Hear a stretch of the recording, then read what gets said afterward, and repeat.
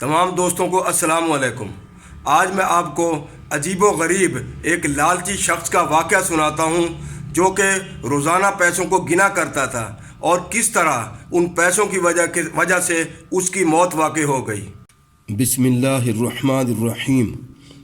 تھانہ بھون ہی کا ایک قصہ ہے کہ ایک میاں جس کے پاس 200 روپے جمع ہو گئے تھے، جن کو ایک لوٹے میں رکھ کر زمین کے اندر گاڑ رکھا تھا، مگر محبت مال کی یہ تھی کہ روز گنا کرتا تھا۔ کسی دن لڑکوں نے بھانپ لیا، وہ موقع کے منتظر رہے۔ آخر ایک دن موقع ملا۔ ملا جی کہیں دعوت پر گئے ہوئے تھے کہ پیچھے لڑکوں نے وہ روپیہ نکال لیا اور خوب عمدہ کھانے پکوائے اور ملا جی پر اتنا رحم کیا کہ ان کی بھی دعوت کر دی۔ ملا جی خالی و ذہن تھے، خوشی دعوت کو چلے گئے۔ انہیں ایسے عمدہ کھانے کب ملے، وہ بڑے خوش ہوئے۔ کھاتے جاتے اور پوچھتے جاتے کہ بھائی آج کیا تقریب تھی جو ایسے کھانے پکوائے گئے؟ لڑکوں نے کہا حضور یہ تو آپ ہی کے جوتیوں کا طفیل ہے۔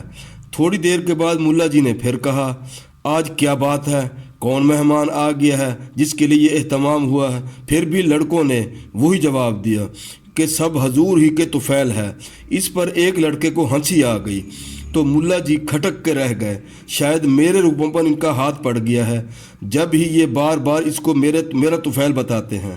بس اب کھانا پینا بھول گئے، باولوں کی طرح سیدھے حجرے میں آئے اور کھودا تو روپیہ نہ ملا۔ وہیں پر موقع پر فوراً ہی جان نکل گئی۔ لوگوں نے سنا تو دوڑ پڑے، یہ کیا قصہ ہے؟ معلوم ہوا کہ روپیہ گم ہونے کا صدمہ اتنا ہوا کہ یہ موت کے منہ میں چلے گئے۔ یہ قصہ بستی میں مشہور ہوا تو اس وقت تھانہ بھون میں ایک عالم سعد الدین صاحب تھے۔ انہوں نے فرمایا کہ یہ روپیہ منحوس ہے، جس نے ایک مسلمان کی جان لے لی، اس کو کوئی ہاتھ نہ لگائے بلکہ جنازہ کے ساتھ قبر میں دفن کر دیا جائے۔ چنانچہ اہل محلہ نے اس کی تعمیل کی اور کسی نے ان روپیوں کو ہاتھ نہ لگایا بلکہ ان کو ایک تھیلی میں رکھ کر قبر میں میاں جی کے ساتھ دفن کر دیا۔ کفن چوروں کو خبر لگی، انہوں نے کہا کہ مولوی کی تو عقل جاتی رہی، خام خواہ اتنا روپیہ زمین میں گاڑ دیا، چلو اس کو نکالنا چاہیے۔ چنانچہ رات میں ایک شخص نے قبر کھودی تو دیکھا کہ سب روپے کفن سے باہر سینے کے اوپر ترتیب وار رکھے ہوئے ہیں اور خوب چمک رہے ہیں۔